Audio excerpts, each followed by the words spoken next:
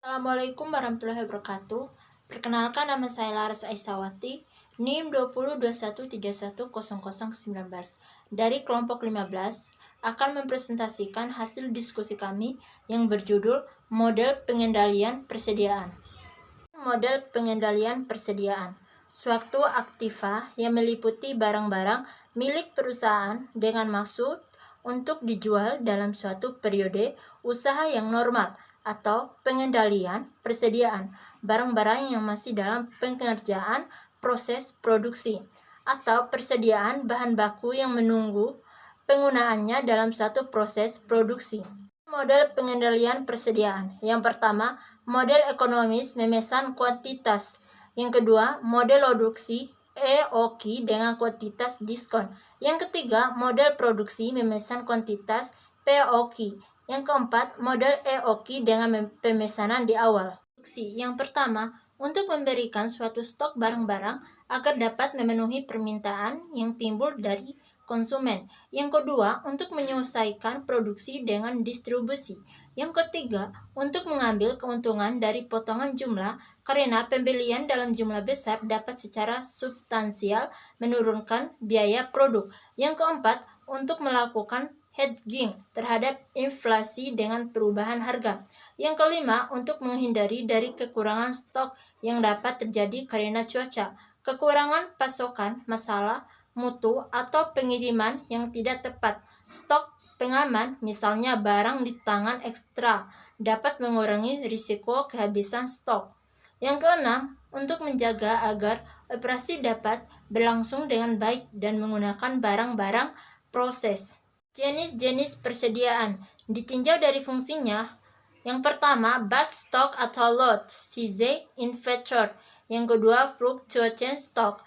Yang ketiga, antisipasi stok. Yang kedua, ditinjau dari jenis dan posisi barang dikelompokkan dalam persediaan.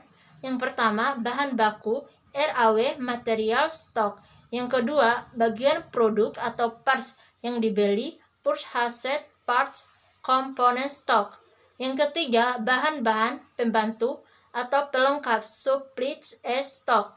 Yang keempat, barang setengah jadi dalam proses. Yang kelima, barang jadi, finished goods stock. Yang pertama, cara-cara penentuan jumlah persediaan, yaitu periode sistem, perpetual sistem, bulk inventory. Terus, metode penilaian persediaan. Yang pertama, cara Firsit Durt, Phipps method. Yang kedua, cara rata-rata tertimbang, weighted average method. Yang ketiga, cara last in first out life method. Model pengendalian persediaan. Perusahaan harus dapat mempertahankan suatu jumlah persediaan yang optimum yang dapat menjamin kebutuhan bagi kelancaran kegiatan dalam jumlah dan mutu yang tepat serta dengan biaya yang serendah-rendahnya. Sistem persediaan pengendalian. Yang pertama, gudang yang luas. Yang kedua, sentralisasi kekuasaan dan tanggung jawab di bagian gudang. Yang ketiga, sistem pencatatan dan pemeriksaan atas penerimaan barang. Yang keempat, pengawasan mutlak atas pengeluaran barang. Yang kelima, pencatatan jumlah barang yang dipesan, barang keluar, dan sisa barang.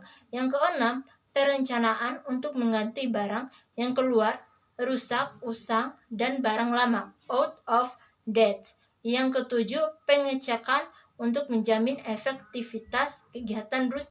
Tujuan pengendalian persediaan. Yang pertama, menjaga agar persediaan selalu ada sehingga kegiatan produksi tidak terhenti. Yang kedua, menjaga agar jumlah persediaan tidak besar sehingga biaya yang timbul juga tidak besar. Yang ketiga, menekan biaya pemesanan. Pengendalian persediaan, administrasi persediaan.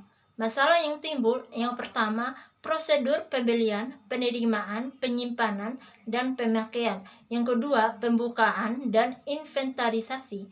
Yang ketiga, pengawasan atau fisik, akuntansi, dan jumlah yang dibutuhkan. Terus, pencatatan dalam pengendalian persediaan. Yang pertama, permintaan untuk dibeli. Yang kedua, laporan penerimaan. Yang ketiga, catatan persediaan. Yang keempat, daftar permintaan. Yang kelima, perkiraan pengawasan. Perputaran persediaan, inventory turn off.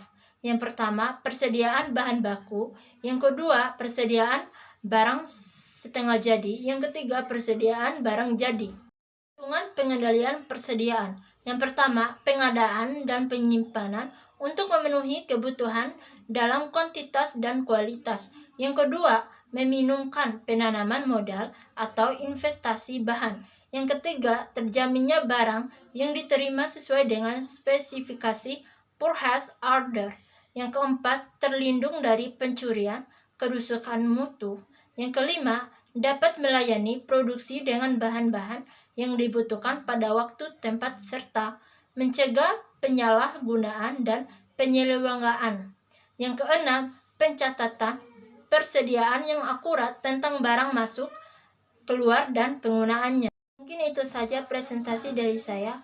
Lebih dan kurangnya saya mohon maaf. Wassalamualaikum warahmatullahi wabarakatuh.